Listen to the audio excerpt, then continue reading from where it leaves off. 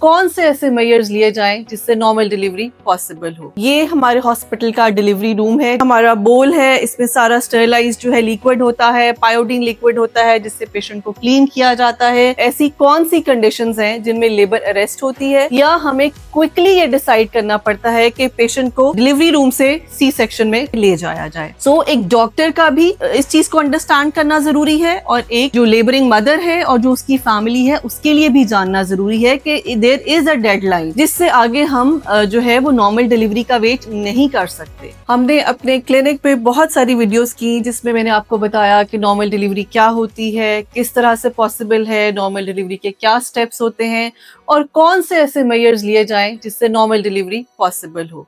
लेकिन आज स्पेशली हम आपको अपना डिलीवरी रूम दिखाने जा रहे हैं। आपके सारे कॉन्सेप्ट जो हैं डिलीवरी रूम के बारे में, डिलीवरी के बारे में, उसके बारे में हम डिटेल से डिस्कस करेंगे। सो मैं आपको विजिट कराती हूँ अपना डिलीवरी रूम। ये हमारे हॉस्पिटल का डिलीवरी रूम है। जैसा कि आप देख रहे हैं ये हमारा डिलीवरी बेड है। पेशेंट जब लेबर ले लेता है, जब patient is near to deliver, तो हम पेशेंट को फर्स्ट स्टेज रूम से सेकंड स्टेज रूम में शिफ्ट करते हैं। Second stage room is basically the room जहां पर डिलीवरी होती है। यहाँ ये हमारा डिलीवरी टेबल है, डिलीवरी बेड कहते हैं हम इसको हम ब्रेक करते हैं। यहाँ पे पोल्स लगाए जाते हैं जिसमें फीमेल की पोजीशन बनाई जाती है, प्रॉपरली उसको ड्रेप किया जाता है। ये आप हमारी ट्रॉली देख रहे हैं, यहाँ सब कुछ जो है स्टेरिलाइज होता है। ये हमारे इंस्ट्रूमेंट्स हैं जिनको हम यूज करते हैं। ये हमारा बोल है, इसमें सारा स्टेरिलाइज जो है लिक्विड होता है, पायोडीन लिक्विड होता है जिससे पेशेंट को क्लीन किया जाता है। ये हमारे वो गाउन्स हैं जिनको पहन के हम डिलीवरी करते हैं, साथ ही स्टेरिलाइज्ड ग्लव्स भी पड़े होते हैं। अब डिलीवरी बेसिकली जो है वो कंसिस्ट करती है 3 स्टेजेस पे, first stage, second stage and third stage. First stage में 2 फेजेस होते हैं, एक्टिव फेज और लेटेंट फेज। लेटेंट फेज जो है पहला फेज होता है जो शुरू होता है कि अभी दर्दें शुरू हुई हैं, यानी कि यूट्रस का मुंह बंद है, उससे लेकर 6 सेंटीमीटर तक जब यूट्रस का मुंह खुल जाता है, जो कि अराउंड इतना होता है। और एक्टिव फेज ये होता है कि 6 सेंटीमीटर के बाद यूट्रस का मुंह पूरा का पूरा खुल जाए। So this is the first stage of labour. अगर तो आपका पहला बच्चा होने वाला है तो उसमें जो लेटेंट फेज है कई दफा वो 16 से 20 घंटे चला जाता है। दूसरे और तीसरे बच्चे के बारी ये 12 से 14 घंटे होता है। एक्टिव फेज पहले बच्चे के दौरान 6 से 8 घंटे ले लेता है और जो अगर आपका दूसरा या तीसरा बच्चा है उसमें वो 4 से 5 घंटे की ड्यूरेशन ले लेता है। अब आते हैं सेकंड स्टेज ऑफ लेबर पे। सेकंड स्टेज ये है कि यूट्रस का मुंह पूरा का पूरा खुल गया और उसके बाद बेबी की डिलीवरी हो गई। ये है सेकंड स्टेज। इसमें भी जो प्राइमीज हैं, यानी जिनका पहला बच्चा है, उनको हम कम से कम 2 से 3 घंटे देते हैं और अगर दूसरा या तीसरा बच्चा है तो उसमें 1 से 2 घंटे में सेकंड स्टेज जो है वो कवर हो जाती है। थर्ड स्टेज ये है कि बेबी डिलीवर हो गया, अब प्लेसेंटा अंदर है, तो प्लेसेंटा की डिलीवरी जो है उसके कंप्लीट होने के बाद आपका लेबर स्टेज 3 जो है वो कंप्लीट हो जाता है। और वो फर्स्ट और डिलीवरी है या चाहे सेकंड थर्ड डिलीवरी, इसमें इनका नॉर्मली जो ड्यूरेशन ऑफ टाइम है वो 40 मिनट्स तक हम नॉर्मल लेते हैं। अगर 40 मिनट से ज़्यादा हो जाता है then we take some crucial steps. अब कई दफ़ा ऐसे होता है कि लेबर प्रोलॉन्ग हो जाती है, कई दफ़ा लेबर अरेस्ट हो जाती है। तो ऐसी कौन सी कंडीशंस हैं जिनमें लेबर अरेस्ट होती है या हमें क्विकली ये डिसाइड करना पड़ता है कि पेशेंट को डिलीवरी रूम से सी सेक्शन में ओटी रूम में ले जाया जाए। इसमें कुछ, अब ये आपके एक तो डॉक्टर का डिसीजन है और दूसरा आपको भी ये पता होना चाहिए। अक्सर जैसे पेशेंट्स आके कहते हैं कि हमें तो डिलीवरी रूम में लेकर चले गए थे, इतनी हमारी बस होने ही वाली थी, डॉक्टर ने एंड टाइम पे सी सेक्शन कर दिया। वो एंड टाइम नहीं होता है। हमें कुछ डिसीजंस हैं जो बेबी और मदर की प्रोग्रेस के लिए, उनकी बेटरमेंट के लिए लेने पड़ते हैं।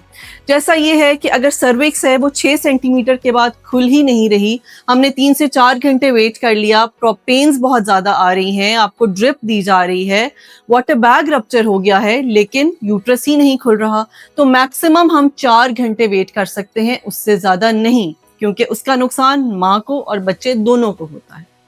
या फिर ये है कि सर्विक्स समूह पूरा खुल गया, सर्विक्स यूट्रस पूरा खुल गया, लेकिन हेड जो है वो एक स्टेशन से ही नीचे नहीं आ रहा।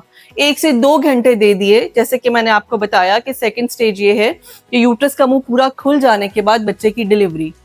पहले बच्चे के दौरान हम सिर्फ 2 से 3 घंटे दे सकते हैं और दूसरे बच्चे के या तीसरे बच्चे की बारी 1 या 2 घंटे का टाइम होता है। सो वो टाइम अगर गुजर रहा है, कंटिन्यूअसली हम बच्चे का हार्ट रेट मॉनिटर कर रहे होते हैं।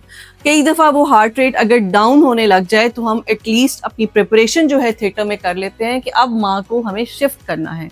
सो आपके लिए भी ये जानना बेहद ज़रूरी है ताकि आपको पता हो कि एक मैक्सिमम डेडलाइन है। अक्सर पेरेंट्स और फैमिली और इवन हमला खुद उनको होता है कि नहीं, बस नॉर्मल डिलीवरी हो, सेक्शन ना हो, लेकिन आपने ये देखना है कि आपके बच्चे के लिए क्या बेहतर है। कई दफ़ा माँ कॉम्प्रोमाइज हो जाती है, कई दफ़ा बच्चा कॉम्प्रोमाइज हो जाता है और खुदा न खास्ता कई दफ़ा दोनों जो है वो इसमें कॉम्प्रोमाइज हो जाते हैं और सी सेक्शन भी हो जाता है, बहुत लेट करके सी सेक्शन किया जाता है और उसके बाद वो बच्चे को नाकाबिले तलाफी नुकसान पहुंच चुका होता है। सो एक डॉक्टर का भी इस चीज़ को अंडरस्टैंड करना ज़रूरी है और एक जो लेबरिंग मदर है और जो उसकी फैमिली है उसके लिए भी जानना ज़रूरी है कि देयर इज़ अ डेडलाइन जिससे आगे हम जो है वो नॉर्मल डिलीवरी का वेट नहीं कर सकते। एक बहुत फेमस सेइंग है, a sun should never rise twice in a labour, यानी दिन था, अगले दिन दोबारा दिन नहीं होना चाहिए, उससे पहले पहले डिलीवरी हो जानी चाहिए कि जब आपको लेबर स्टार्ट होती है। अब अगर आप बहुत ज़्यादा वेट करते हैं, डिलीवरी का वेट कर रहे हैं, प्रोग्रेस नहीं हो रही, लेबर अरेस्ट हो गया है, बच्चे का सर नीचे नहीं आ रहा, यूट्रस का मुंह नहीं खुल रहा, तो क्या प्रॉब्लम्स हो सकते हैं? मदर को डिहाइड्रेशन हो सकती है, मदर को इन्फेक्शन हो सकता है यूट्रस का, यूरिन का या किसी और एरिया का, because already bag of membranes जो है वो रप्चर्ड है। उसके अलावा माँ को विजाइनल टीयर्स आ सकते हैं, पेरिनियल टीयर आ सकते हैं, बैकबोन पे बहुत ज़्यादा जो है वो प्रेशर पड़ सकता है और अगर बहुत देर के बाद डिलीवरी हो भी जाए तो उसके बाद पोस्टपार्टम हैमरेजेस के बहुत चांसेस होते हैं, यानी कि डिलीवरी के बाद यूट्रस ही प्रॉपर्ली कॉन्ट्रैक्ट नहीं करता और हेविली जो है खातून वो ब्लीड करने लग जाती हैं। कई दफ़ा टीयर्स इतने ज़्यादा आते हैं कि उन टीयर्स को बाद में स्टिच करना पड़ता है और ये लाइफ लॉन्ग एक मदर के लिए, उस खातून के लिए बहुत ज़्यादा प्रॉब्लमैटिक होता है। उसकी सेक्सुअल लाइफ में बहुत प्रॉब्लम आ सकती है, उसको लोअर एब्डोमिनल पेन रह सकती है, इवन के स्टूल पास करते हुए, यूरिन पास करते हुए भी उसको कंटिन्यूअसली पेन रह सकती है। बच्चे के लिए क्या हो सकता है कि बच्चे की ऑक्सीजन अगर एक दफ़ा कॉम्प्रोमाइज हो गई है कि बच्चे को ड्यूरिंग पेट में ही उसकी ऑक्सीजन कॉम्प्रोमाइज हो जाए तो बच्चे को फिट्स पड़ने लग जाते हैं, बच्चा डिस्ट्रेस में जा सकता है, उसकी लंग्स जो हैं वो फैलना बंद हो जाते हैं, उसको सांस की तकलीफ हो जाती है और खुदा न खास्ता कई दफ़ा बच्चे की मौत भी वाक़ई हो सकती है और कई दफ़ा डिलीवरी के बाद बहुत लंबा टाइम बच्चा जो है वो नर्सरी में गुजारता है जस्ट बिकॉज के सी सेक्शन करने में टाइम लग गया। अब वो सी सेक्शन होने में जो टाइम लगता है उसमें कई दफ़ा दोनों तरफ से डिलेज आ जाते हैं, डॉक्टर की तरफ से भी और फैमिली जो है कई दफ़ा वो कंसेंट नहीं दे रही होती।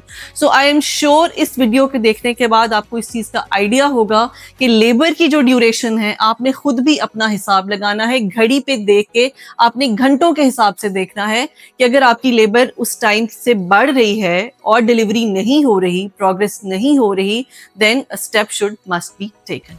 Thank you very much.